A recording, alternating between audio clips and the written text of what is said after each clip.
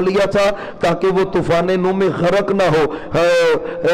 ना हो या वो मुनहदिम ना हो। और जब इब्राहीम अलैहिस्सलाम आए उसके बाद उनको निशानदेही करवाई गई और इब्राहीम अलैहिस्सलाम ने फिर उसकी दोबारा तामीर की है उसी जगह पर जहां पर हजरत जिब्रील अलैहिस्सलाम आए और आकर पर के जरिए वो जगह साफ करके बताई कि ये बुनियादें हैं बैतुल्लाह की और इसी जगह पे आपने अल्लाह का घर बनाना है। और फिर इब्राहीम अलैहिस्सलाम ने इस्माईल अलैहिस्सलाम को साथ लेकर अल्लाह के घर की तमीर की है। तो पहला घर जो जमीन पे बना है वो अल्लाह का घर बैतुल्लाह है और उसके बाद मस्जिद अक्सा तमीर हुई है। आपसे पूछा गया महबूब कितनी देर बाद? फरमाया 40 साल बाद ना वो मस्जिद अक्सा को तमीर किया गया है। पहले जो अल्लाह का घर बना है वो बैतुल्लाह ही बना है, मस्जिद अक्सा उसके बाद बनी है। यही वजह है कि बैतुल्लाह अहमियत में, बरकत में, हिदायत में ये सारी कायनात के लोगों के लिए हिदायत का मरकज है। और कुछ वो खूबियां जो अल्लाह ने यहाँ पे हरम पाक की, मक्का की बयान की हैं। हज का भी चूंकि जिक्र हुआ है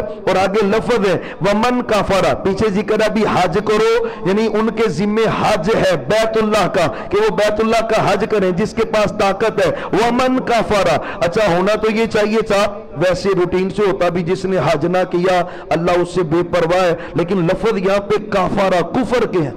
इससे शारी ने इशारा ये भी किया है कि इससे मुराद ये है जो जान बूझ कर अमदन हज नहीं करता तो वो बंदा दायरा इस्लाम से खारिज हो जाता है, निकल जाता है। वो जो हदीस है हजरत उमर उसके रावी हैं वो कहते हैं कि जो बंदा ताकत के बावजूद हज नहीं करता मर गया इस हालत में, या वो यहूदी मरा है या वो ईसाई मरा है, यहूदियत की हालत में या ईसाईयत की हालत में। और नजर दौड़ाएं जरा अपने इर्द गिर्द, कितने लोग ऐसे हैं जो मालदार है, सेहतमंद भी है, सब कुछ है, लेकिन नहीं हज करने जा रहे जी, फुर्सत नहीं है कारोबार से।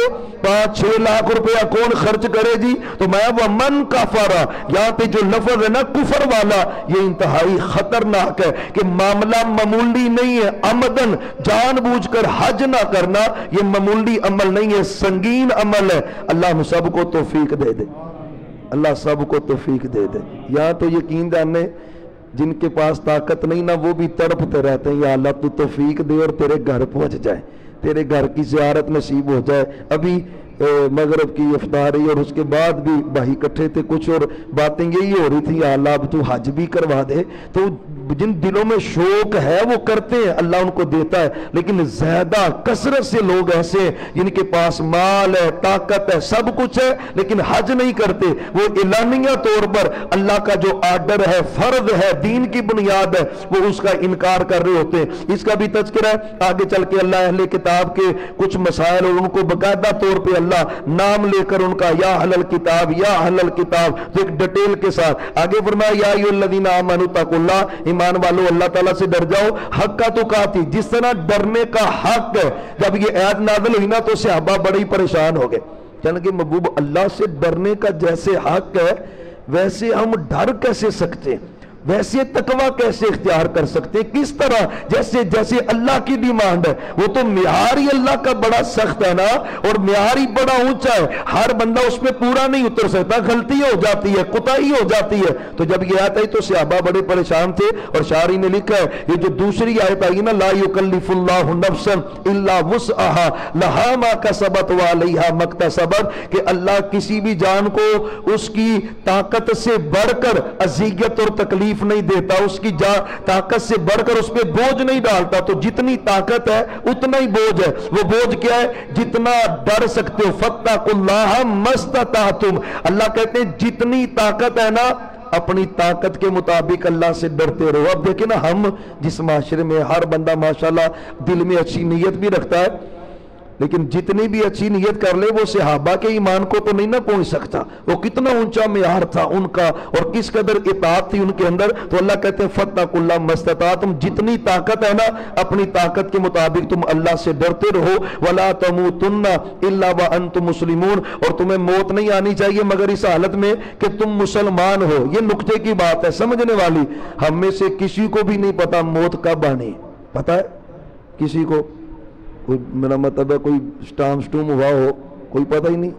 तो जब पता ही नहीं है تو پھر اللہ کہتا ہے تمہیں موت صرف اسلام کی حالت میں آنی چاہیے. اس کا کیا مطلب ہے؟ اس کا مطلب یہ ہے جب موت کا پتہ ہی کوئی نہیں, دکان پہ آئے گی, گھر میں آئے گی, سفر میں آئے گی, خلوت میں آئے گی, جلوت میں آئے گی, کب آئے گی پتہ ہی نہیں. تو جب پتہ ہی نہیں ہے تو پھر 24 آور مسلمان بن کے رہو, جب بھی موت آئے گی تو وہ اسلام کی حالت میں ہی آئے گی.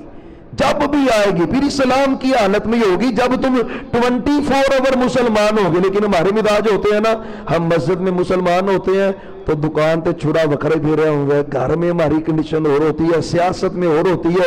یعنی بعض بندے گھر مسلمان ہوتے ہیں تو تجارت میں مسلمان نہیں ہوتے, تجارت میں مسلمان ہے تو سیاست میں نہیں ہوتے. تو اللہ کہتا ہے ایسے نہیں ہے, 24 آور ساری زندگی کا مجھے اسلام چاہیے. پھر موت جس حالت میں بھی آئے, سفر میں, حضر میں, تجارت میں, کام کرتے جیسے بھی آئے گی تو وہ اسلام کی حالت ہوگی. تو انشاءاللہ اللہ بیرے پار کر دے گا, معاملے اللہ اچھے کر دے گا. اس کا تذکرہ اللہ نے یہاں کیا ہے, وَاعْتَصِمُوا بِحَبْلِ اللَّهِ جَمِيعًا, فرمایا اللہ کی رسی کو مضبوطی سے پکڑو, جمع ہو کر اکٹھے رہو, وَلَا تَفَرَّقُوا, اور فرقوں میں نہ بٹو.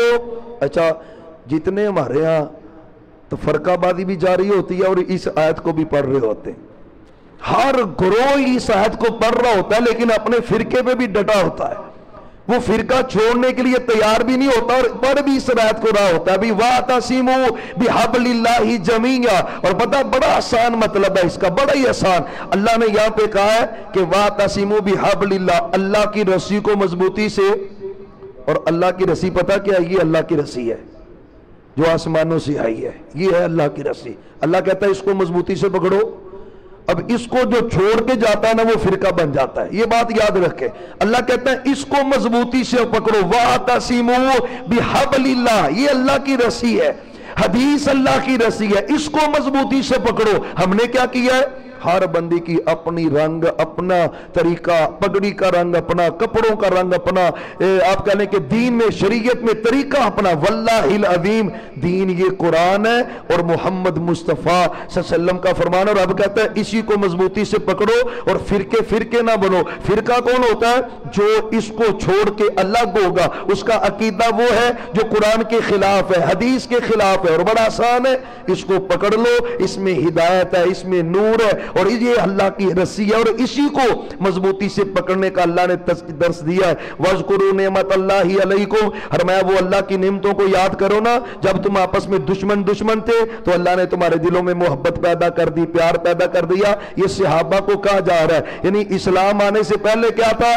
دستوں گریبان ہو جاتے تھے, لڑائیاں, کہیں پانی پینے پلانے پہ جھگڑا, کہیں گھوڑا آگے دوڑانے پہ جھگڑا.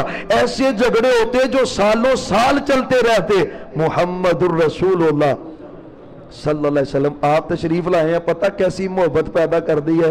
جب مکے سے ہجرت کر کے مدینے آئے نا صحابہ, تو یقین جانے کسی کا 2 کنال میں اگر مکان تھا نا, وہ کہتا یار 1 کنال تم لے لو, میں نے تمہیں دے دیا ہے. کسی کی 2 بیویاں نا, وہ کہتا ہے میں نے 1 کو طلاق دے دیا ہے, عدت گزرنے کے بعد تم اس کے ساتھ شادی کر لینا. کسی کے پاس اگر ₹1,00,000 نقد ہے نا, اس نے 50,000 اپنے بھائی کو دے دیے, یار میرا 50 سے گزارا ہو رہا ہے, 50,000 تم لے لو اور تم اپنا سسٹم چلا لو. کیسی بات ہے یہاں پہ سگا بھائی سگے بھائی کو کاٹ رہا ہے. اللہ کی قسم ہمسائے کو ذبح کر رہا ہے, ہم کہاں پہ کھڑے ہیں؟ اللہ کہتے ہیں وہ وقت یاد کرو, پہلے تم دشمن تھے, اللہ نے پھر تمہارے دلوں میں محبت پیدا کر دی, الفت پیدا کر دی, پیار پیدا کر دیا. اتنی الفت ہے جانتا بھی نہیں, کوئی تعلق بھی نہیں, مسافر ہے, گھر آ گیا ہے, بھوک لگی ہے, کھانا کھانا ہے, وہ اپنی بیوی کو کہہ رہا ہے کہ تم دیا بجھا دینا صحیح کرنے کے بہانے, تم بھی بھوکی رہ لینا, میں بھی بھوکا رہ لوں گا, بچے بھی بھوکا رہ لیں گے, اور ہم اپنے بھائی کی مہمان نوازی کر دیں گے. یار یہ محبت اللہ نے پیدا کر دیا ان میں, اور اسی محبت کی آج ضرورت ہے. صرف اپنے ہی پیٹ پہ ہاتھ پھیرے جاتے ہیں, نہ ہمسایوں کی, نہ رشتہ داروں کی, نہ غریب رشتہ داروں کی, نہ غریب دوستوں کی پرواہ ہی نہیں کرتے. تو اللہ کہتے ہیں ہم نے تمہارے دلوں میں محبت پیدا کر دی, اور تم اللہ کی نعمت اور احسان کے ساتھ بھائی ہو گئے. وَكُنْتُمْ عَلَىٰ شَفَا حُفْرَةٍ مِّنَ النَّارِ, تم آگ کے گڑھے کے کنارے پہ تھے. وَأَنْقَذَكُم مِّنْهَا, اللہ نے تمہیں بچایا. حدیث ہے, نبی رحمت صلی اللہ علیہ وسلم فرماتے ہیں صحابہ جب میں اس نبی بن کے آیا نا تو تم نا جہنم کی طرف جا رہے تھے تو میں تمہاری کمروں سے پکڑ پکڑ کے نا کھینچ کے تمہیں اللہ کی جنت کی طرف لے کے جا رہا تھا. میں تمہیں پکڑ پکڑ کے کہہ رہا تھا نہیں ادھر سے آؤ اللہ کی جنت کی طرف. تو اللہ نے اس کا تذکرہ کیا ہے وَلْتَكُمْ مِنْكُمْ أُمَّةٌ يَدْعُونَ إِلَى الْخَيْرِ. اسی کا تذکرہ آگے اس آیت میں مزید وضاحت کے ساتھ ہے. اچھا قیامت والے دن دو ٹولیاں ہوں گی مجموعی طور پر, دو ٹولیاں. ایک کے چہرے بالکل بدصورت ہوں گے, بدصورت سیاہ چہرے, مٹی ان کے چہروں پہ پڑی ہے, گارا پڑا اور کالے سیاہ ان کے چہرے. اور ایک ٹولہ ہے 14ویں کے چودھویں رات کا جو چاند ہوتا ہے نا اور جو آسمانوں پہ سورج چمکتا ہے, حدیث کے اندر آتا ہے کچھ لوگ ہوں گے جن کے چہرے ایسے چمکتے ہوں گے. دو قسم کے لوگ ہیں مجموعی طور پر, ایک سیاہ چہرہ ہے اور ایک سفید چہرہ. اللہ ہمیں سفید چہرے نصیب فرمائے. اللہ یہ جو سیاہ چہروں والے بد نصیب ہوں گے نا اللہ تو ہم کمزور بڑے ہیں, کمیاں کوتاہیاں تو معاف کر کے نا ہمیں ان میں شامل نہ کرنا. فرمایا یوم تبیض وجوہ وتسود وجوہ, بعد چہرے سفید ہوں گے چمکتے ہوں گے اور بعد سیاہ ہوں گے. فاما الذین اسودت وجوہہم, اور جو سیاہ چہرے ہوں گے نا اکفرتم بعد ایمانکم فذوقوا العذاب بما کنتم تکفرون, وہ اللہ کے باغی نافرمان ہوں گے, اللہ کی مخالفتیں نافرمانیاں کرنے والے ہوں گے, ان کے چہرے سے آئے. وَأَمَّا الَّذِينَ بِيَضَّتْ وُجُوهُهُمْ فَفِي رَحْمَةِ اللَّهِ, اور جن کے چہرے روشن ہوں گے وہ عرش والے رب کی رحمت کے سائے میں ہوں گے. اللہ نے ان کو اپنی رحمت نصیب کی ہوگی, چہرے ان کے چمکتے ہوں گے. یہی وجہ ہے حدیث کے اندر آتا ہے قیامت والے دن نا یہ جو پیشانی ہے نا سجدہ کرتی ہے, اللہ ہمیں پکا نمازی بنا دے, پکا ہی نمازی بنا دے.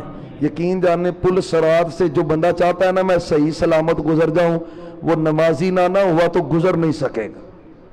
بے نمازی پل صراط سے گزر ہی نہیں سکتا. اس کی وجہ ابھی پل صراط پہ تو اندھیرا ہے, بالکل اندھیرا ہے, روشنی کیسی ہوگی؟ حدیث کے اندر آتا ہے کہ جو پیشانی ہے نا بندہ جب سجدہ کرتا ہے زمین پر یہ نشان پڑ جاتا ہے تو قیامت والے دن اس نشان سے لائٹ نکلتی ہوگی, چمکتا ہوگا اور لائٹ نکلتی ہوگی, اور انہی اعضاء کی روشنی میں بندے چل کر پل صراط کو پار کر کے اللہ کی جنت میں پہنچ جائیں گے.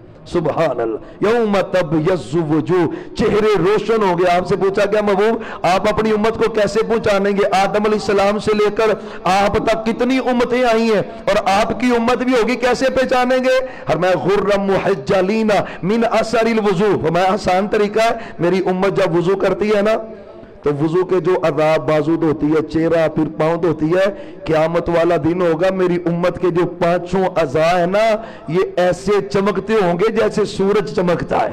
میں دور سے ہی پہچان لوں گا کہ یہ میری امت کے لوگ آ رہے ہیں. بھائیو اگر وضو ہی نہ کیا ہوا, نماز ہی نہ پڑھی ہوئی تو جسم کے اعضاء کیسے چمکیں گے؟ تو خدارہ نمازی پکے بن جائیں. نجات کے لیے نماز بڑی ضروری ہے. تو اللہ نے اس کا تذکرہ یہاں پہ کیا ہے. آگے چل کے اللہ کہتے ہیں تم بہترین امت اس لیے ہو کہ تمہیں لوگوں کے لیے نکالا گیا ہے. سابقہ نبی ہی دعوت کا کام کرتے تھے, امتوں پہ نہیں تھا, صرف نبیوں پہ تھا. یہی وجہ کہ ایک بستی میں ایک نبی آیا ہے, اگر لوگوں نے نہیں نہ مانا اللہ نے اسی بستی میں دوسرا نبی بھیج دیا ہے. لوگوں نے پھر بھی نہیں مانا, اللہ نے اسی بستی میں تیسرا نبی بھیج دیا ہے. فَعَزَّزْنَاهُمَا بِثَالِثٍ, سورہ یاسین میں ذکر ہے نا, دو نبی پہلے آئے اور تیسرا بھی اسی گاؤں میں آ گیا. پہلے نبیوں کی ڈیوٹی تھی اور اب نہیں ہے. اب محمد الرسول اللہ صلی اللہ علیہ وسلم فرماتے ہیں میرے جانے کے بعد تمہاری ذمہ داری ہے, تمہارے اوپر فرض ہے کہ تم نے نیکی کا حکم دینا اور برائی سے منع کرنا ہے. یہ ہم سب پہ فرض ہے, ہم سب کا حق ہے. کلکم راعٍ وکلکم مسئول عن رعیتہ, تم میں سے ہر بندہ رائی ہے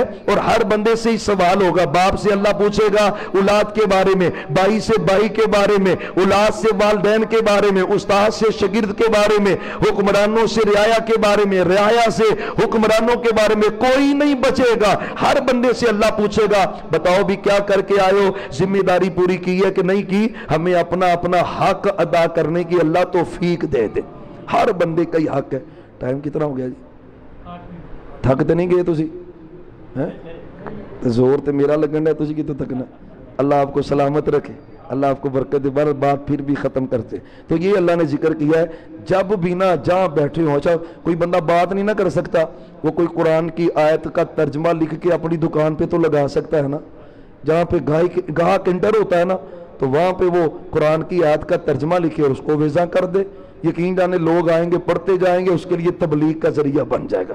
تو کسی بھی طریقے خیر کی دعوت لوگوں تک پہنچائے, اس کا تذکرہ یہاں پہ اللہ تعالیٰ نے کیا ہے. مزید آگے اہل کتاب کا ہی تذکرے چلتے جا رہے ہیں. آگے جنگ احد کا تذکرہ ہے. جنگ احد اسلام کی جنگ ہے اور اللہ نے مسلمانوں کو اس میں ایک بڑی فتح عطا کی ہے. اگرچہ ظاہراً جو اس نقشے سے سمجھ آتا ہے, یا کفار نے اس وقت جو اٹیک آپ کے اوپر دوبارہ کیا, بغدر مچی, صحابہ کے قدم اکھڑ گئے, اور اس سبب سے کچھ کہتے ہیں بھی فتح شکست میں بدلی. شکست نہیں ہوئی, پھر بھی فتح ہی ہوئی. ہاں ایک حکم نہ ماننے کے سبب سے جو آپ کہہ لیں کہ سزا کے طور پر کچھ معاملہ وہاں پہ ایسا ہوا, نبی علیہ السلام کے سر پہ بھی زخم لگا, آپ کے دندان شہید ہوئے, 70 صحابہ شہید ہو گئے. یعنی جو ظاہراً کچھ معاملہ تھا نا, کیونکہ جو شکست ہوتی ہے نا 3 باتیں ہوتی ہیں. یا مخالف فوج کا سپاہ سالار قتل ہو جائے تو شکست ہو جاتی ہے, یا مخالف بندہ اپنی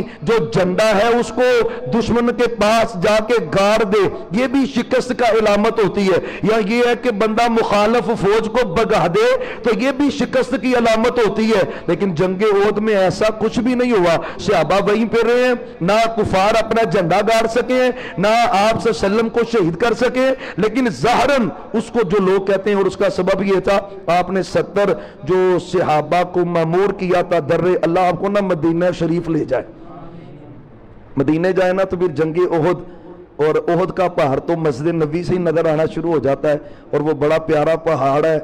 اللہ تعالیٰ اس کے اوپر بھی چڑھنے کی توفیق دے. آپ فرماتے ہیں صحابہ احد کا پہاڑ نہ ہم سے محبت کرتا ہے اور ہم احد کے پہاڑ سے محبت کرتے ہیں. شاعری نے لکھا جب ایک دن رسول اللہ صلی اللہ علیہ وسلم, حضرت ابو بکر, عمر اور حضرت علی, یہ حضرت عثمان بھی تھے, سارے اکٹھے مل کے نا احد کے پہاڑ پہ چڑھے.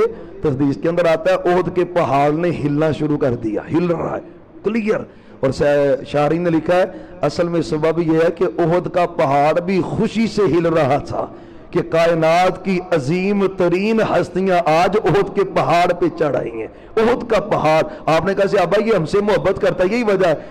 جنازہ پڑھو احد پہاڑ کے برابر ثواب ہے, دفن کرو احد پہاڑ کے برابر ثواب ہے. اکثر نیکیوں میں آپ نے احد پہاڑ کا تذکرہ کیا ہے, تو یہ اسلام میں اس کی بڑی اہمیت ہے. بہرحال وہ جنگ تھی جو احد کے پہاڑ پر لڑی گئی. ایک درے پہ آپ نے چند صحابہ کو کہا بھی تم نے ہلنا نہیں ہے, فتح ہو شکست ہو, تم نے درہ نہیں چھوڑنا. حضرت جبیر بن مطعم ان کے امیر تھے, لیکن جب کافر بھاگ گئے اور پھر مال غنیمت جو ہے وہ صحابہ اکٹھا کر رہے تھے جو وہاں پہ تھے, درے میں موجود جو 70 صحابہ تھے, ان میں سے زیادہ کہنے لگے بھی فتح ہو گئی ہے, کافر بھاگ چکے ہیں, تو اب تو ہمیں چلے جانا چاہیے. حضرت جبیر بن مطعم کہتے ہیں کہ رسول اللہ صلی اللہ علیہ وسلم کا حکم آنے تک ہم یہاں سے نہیں ہلیں گے, آپ کا حکم آئے گا تو پھر ہلیں گے. آپ نے یہی پابند کیا ہے. بعض صحابہ کہنے لگے بھی پابند تو کرنے کا مقصد یہ تھا فتح ہو جائے, تو فتح تو ہو گئی ہے, کافر بھاگ گئے, لہذا ہمیں جانا چاہیے. بہرحال ضد کر کے نہ کچھ صحابہ ادھر سے چلے گئے.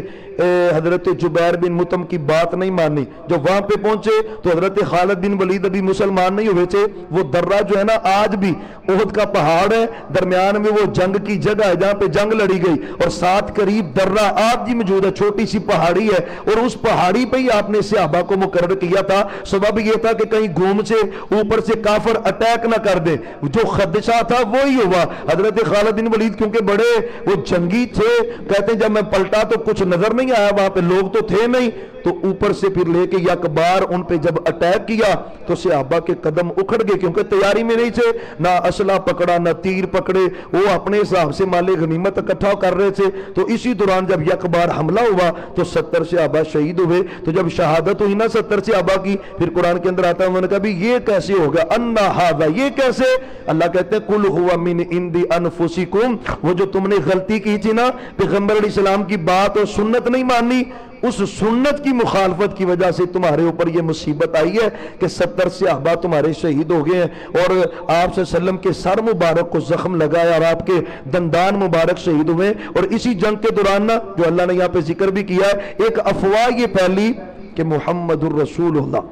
برکت کے لیے درود پڑھیں ذرا صلی اللہ، ایک مرتبہ پھر پڑھیں صلی اللہ علیہ وآلہ وسلم، صلی اللہ علیہ وآلہ وسلم.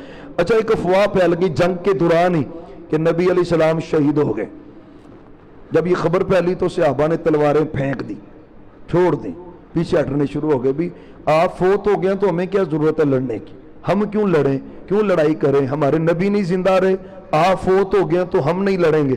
تو اللہ تعالیٰ نے آیت نازل کر دی وَمَا مُحَمَّدٌ إِلَّا رَسُولٌ، یقیناً محمد صلی اللہ علیہ وسلم اللہ کے رسول ہیں. قد خلت من قبلی رسول، آپ سے پہلے بھی رسول گزر چکے. آفا اماتا و قتلا، کیا اگر آپ صلی اللہ علیہ وسلم وفات پا جائے یا ان کو شہید کر دیا جائے تو تم دین چھوڑ دو گے، اسلام چھوڑ دو گے، یہ کرو گے؟ یعنی اللہ نے صحابہ کو سمجھایا ہے کہ آپ صلی اللہ علیہ وسلم نے بھی ایک دن دنیا سے جانا ہے، تو آپ جب دنیا سے جائیں گے تو یہ جو تم کر رہے ہو بھی ہم نہیں لڑیں گے، ہم نے جنگ نہیں کرنی، تو جنگ تو کرنی ہے اللہ کے لیے. اللہ ہمیشہ رہنے والا ہے نا، تو اللہ کے لیے لڑنا، دین اللہ کا ہے، وہ ہمیشہ رہے گا. تو یہی وجہ جب یہ آیت نازل ہوئی تو صحابہ کہتے ہیں ہمیں سمجھ آ گئی اصل مقصد کیا ہے، وہ اللہ کے دین کو قائم کرنے کے لیے ہم نے جہاد کرنا ہے. تو اس کا اللہ نے یہاں پہ تذکرہ کیا. جو افواہ تھی وہ افواہ ہی تھی، آپ صلی اللہ علیہ وسلم صحیح سلامت سے اللہ نے آپ کو محفوظ رکھا ہوا تھا، اس کا تذکرہ. اور آگے چلتے ہوئے پھر اللہ نے اسی آیت میں مزید کہا ہے سستی نہ کرو، غم نہ کھاؤ، اللہ تمہیں عزتیں اور برکتیں ضرور عطا فرمائے گا.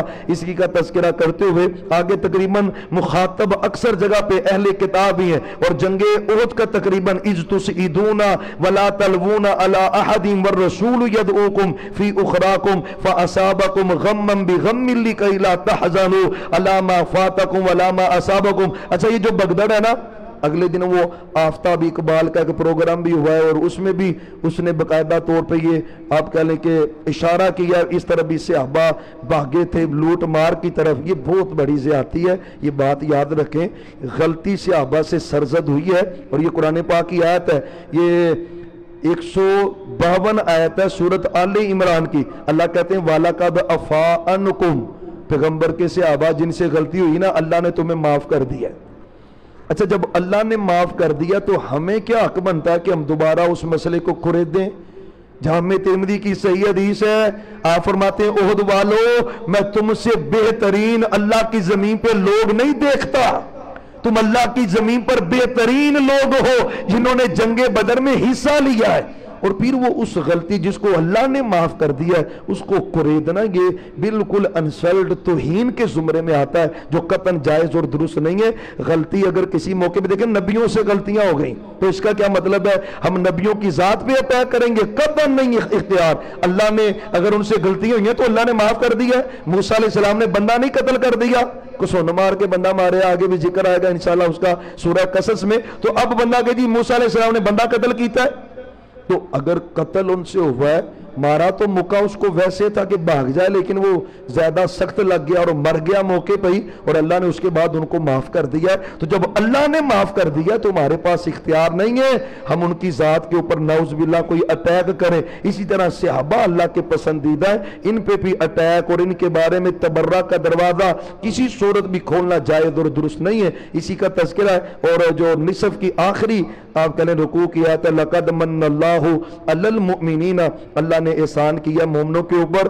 احسان یہ ہے کہ اللہ نے محمد الرسول اللہ کو صلی اللہ علیہ وسلم تمہارے اندر نبی بنا کے بھیجا. یہ احسان اللہ نے جتلایا، اتنا کچھ دیا ہے، اللہ نے احسان نہیں جتلایا، لیکن اس کا اللہ نے احسان جتلایا ہے کہ میں نے مومنوں کے اوپر احسان یہ کیا ہے کہ ان کے اندر ایک رسول بھیجا ہے جو انہی کی جانوں میں سے ہے، ان کو قرآن پڑھ کے سناتے ہیں، ان کا تزکیہ کرتے ہیں اور ان کو کتاب و حکمت کی تعلیم دیتے ہیں. اس سے پہلے وہ گمراہی میں تھے، لیکن محمد الرسول اللہ صلی اللہ علیہ وسلم کے آنے کے بعد اللہ نے ان کو ہدایت سے سرفراز کیا ہے، اور یقیناً ان کا ٹھکانہ اللہ نے جنت رکھی ہے جو آپ کی اطاعت اور فرما برداری کرتے ہیں. یہاں تک نصف کمپلیٹ ہوتا ہے.